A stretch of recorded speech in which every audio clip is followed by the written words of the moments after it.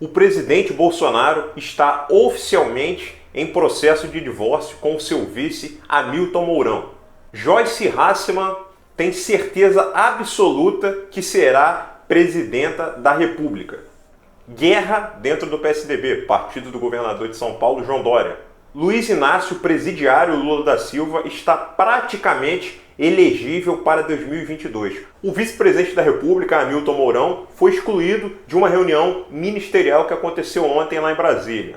Ele ficou tão chateado com essa exclusão que não compareceu hoje a um evento no Palácio do Planalto, no qual o presidente e o Ministério do Meio Ambiente comemoravam a iniciação de um programa chamado Adote um Parque. O fato do vice-presidente Hamilton Mourão não ter comparecido nessa confraternização, no lançamento desse programa, mostra aquilo que nós estamos falando e mostrando aqui no canal já há bastante tempo. Existe um racha entre o presidente da República, Jair Bolsonaro, e o seu vice. O presidente já percebeu que o Hamilton Mourão articula um golpe para derrubá-lo e, por isso, o presidente não conta com o vice Hamilton Mourão para a composição da sua chapa para disputar as eleições presidenciais de 2022, do ano que vem. O vice de Jair Bolsonaro provavelmente será o general Augusto Heleno ou o ministro Tarcísio Gomes de Freitas. Nos bastidores, a base de apoio do presidente Bolsonaro, inclusive o próprio presidente, já não confiavam tanto no vice Hamilton Mourão. E a gota d'água foi quando vazaram prints de um assessor do Hamilton Mourão, do general Hamilton Mourão, já tentando articular com deputados para que conseguissem formar uma base para que abrissem um processo de impeachment contra o presidente Jair Bolsonaro. E aí então essa base, aliada ao vice Hamilton Mourão, conseguissem derrubar o presidente da República e com isso o vice Hamilton Mourão se tornaria o mais novo presidente da República. Só que o vice-presidente Hamilton Mourão não contava que esses prints vazassem. E de forma correta, agora ele sofre uma certa exclusão da base do governo. Afinal, a confiança é a base de qualquer tipo de relacionamento. E essa confiança do presidente para com o vice-presidente foi quebrada. Joyce Hasselmann esteve presente ontem no programa Pânico da Jovem Pan e disse que tem certeza absoluta que será presidenta da República. Eu só não vou colocar o vídeo aqui porque a Jovem Pan, inclusive, já me notificou por violação de direitos autorais. Outro vídeo que eu fiz, no qual eu coloquei um trecho da Jovem Pan, mas embacei a imagem, e mesmo assim eles me notificaram por violação de direitos autorais. Então não vou colocar esse vídeo aqui, mas você digite aí no Google, Joyce Hasselmann, Pânico, presidente, e você verá com seus próprios olhos a Joyce cravando que será presidente da República em algum momento.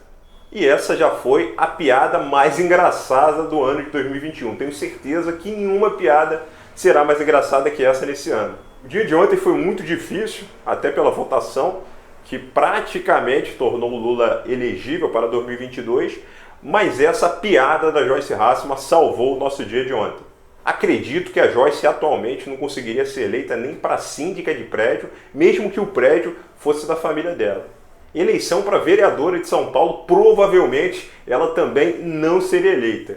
Então não adianta ela alimentar esse sonho de Cinderela, porque dificilmente, ou melhor, a gente pode cravar aqui, ela nunca será presidenta da República.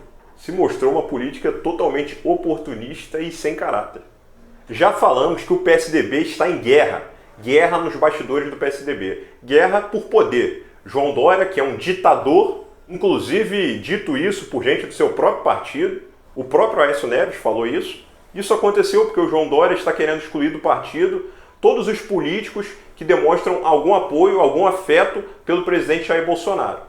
Inclusive ele convidou o Aécio Neves a se retirar do PSDB, porque segundo ele, o Aécio Neves apoia o presidente Bolsonaro e articulou para que deputados do PSDB votassem no candidato apoiado pelo presidente Jair Bolsonaro, o Arthur Lira, para a presidência da Câmara dos Deputados. Mas olha só o que o Aécio Neves, do PSDB, partido do senhor João Dória, falou a respeito do governador de São Paulo. Aspas para Aécio Neves. Lamento profundamente que esteja faltando ao governador de SP a temperança e a humildade para compreender aquilo que sabemos desde a fundação do partido, que o PSDB não tem dono e que a vontade de um jamais se sobreporá à vontade da maioria. O PSDB tem uma longa tradição democrática, construída muito antes de sua chegada ao partido e que não será sufocada por arroubos autoritários de quem quer que seja. Se o senhor João Dória, por estratégia eleitoral, quer vestir um novo figurino oposicionista para tentar apagar a lembrança de que se apropriou do nome de Bolsonaro para vencer as eleições de São Paulo através do inesquecível Bolsodória, que o faça sem utilizar indevidamente e de forma oportunista outros membros do partido. Isso tudo está acontecendo porque o governador do estado de São Paulo já está em pré-campanha para disputar as eleições presidenciais do ano que vem. E ele sabe que o principal concorrente para esse pleito será o presidente Jair Bolsonaro, que é o favorito para vencer. Isso só comprova aquilo que nós já estamos falando há bastante tempo no canal. João Dória é um ditador transvestido de político. Por isso que ele aumenta ICMS em mais de 200% para alguns segmentos em plena pandemia. Ele conseguiu a proeza de unir patrão e empregado contra ele. A classe de donos de restaurantes e funcionários de restaurantes, que também ganham comissão de São Paulo, não querem ver o João Dória nem pintado de ouro. Se depender deles, o senhor João Dória não consegue se eleger nem para vereador de São Paulo. Inclusive, existe uma ala dentro do próprio PSDB que entende que o Eduardo Leite, governador do Rio Grande do Sul, é um nome melhor do que João Dória para disputar as eleições presidenciais do ano que vem. Eles entendem que o senhor João Dória possui uma rejeição irrecuperável, que nenhum marqueteiro político, nem aqueles que fazem milagre, conseguirá restaurar essa imagem danificada do governador de São Paulo. E o próprio Eduardo Leite, governador do Rio Grande do Sul, criticou o governador de São Paulo por estar tentando se apropriar do partido. Ontem, o STF aprovou por 3 votos a 1, isso porque o Gilmar Mendes ainda não terminou de votar, mas todos nós sabemos que ele votará favorável, a utilização dos prints da famosa Vaza Jato pela defesa do Lula. Vocês devem se recordar que a Vaza Jato foi aquela operação no qual hackers invadiram o celular do ministro Sérgio Moro, do Deltan Dallagnol, de diversos políticos e tiveram acesso a conversas confidenciais, conversas obtidas de forma ilegal e que jamais, num país sério, poderiam ser utilizadas como provas. Jamais, num país sério, poderiam ser utilizadas pela defesa. Evidências essas que, segundo a defesa do senhor Luiz Inácio Presidiário Lula da Silva, comprovam uma parcialidade do juiz Sérgio Moro. Todo juiz tem necessidade de ser imparcial, mas ele não precisa ser neutro. Imparcial é você tomar uma decisão de acordo com a fundamentação que você tem naquele momento. Mas ser imparcial não quer dizer que ele precisa ser neutro. Ao longo de todo esse processo, o senhor Sérgio Moro já tinha percebido que o Lula era um bandido, que o Lula era um safado, um sociopata e um corrupto. Então é óbvio que naquele momento o senhor Sérgio Moro já sabia quem era o bem e quem era o mal naquele processo. Ele sabia que o Ministério Público representava a figura do bem, enquanto o Luiz Inácio Lula da Silva, que saqueou os cofres públicos, representava a imagem do mal. Era um vagabundo, era um corrupto e tinha que ir para a cadeia. Isso não interfere na imparcialidade do Sérgio Moro. Tanto que o Luiz Inácio Presidiário Lula da Silva não foi condenado só pelo Sérgio Moro. Ele foi condenado por 15 juristas, em primeira, segunda e em terceira instância. E só para lembrarmos, nessa votação, o ministro Lewandowski votou favorável à utilização dessas provas obtidas de forma ilegal pela defesa do Lula. Lewandowski foi indicado para o STF pelo Lula. Quem também votou favorável à utilização dessas provas ilegais foi a ministra Carmen Lúcia. Carmen Lúcia, que adivinhe, também foi indicada pelo Lula. Gilmar Mendes, que terminará de votar hoje, nós já sabemos que, por ser um crítico da Lava Jato, votará favorável também. Isso não interferirá no resultado final, até porque desde ontem já sabemos que o STF autorizou a utilização dessas provas por 3 votos a 1, mesmo com o voto do Gilmar Mendes sendo contrário, não mudará, não fará diferença no resultado final. E aí vale destacarmos o ministro Cássio Nunes, que foi indicado pelo presidente Jair Bolsonaro, mas que nesse momento votou de uma forma que ajudou o Lula. Voto esse que nós aqui do canal fomos extremamente contrários, não entendemos a atitude do senhor Cássio Nunes.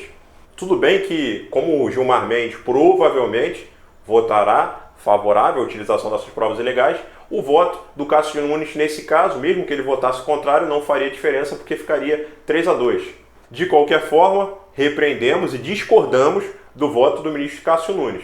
Isso tudo faz parte de uma grande articulação para que o Lula seja elegível em 2022, para que ele possa disputar as eleições do ano que vem, para que o PT não tenha que lançar o Haddad, que politicamente é muito fraco, foi o pior prefeito da história de São Paulo, inclusive quando tentou a reeleição para a prefeitura de São Paulo, perdeu no primeiro turno para João Dória.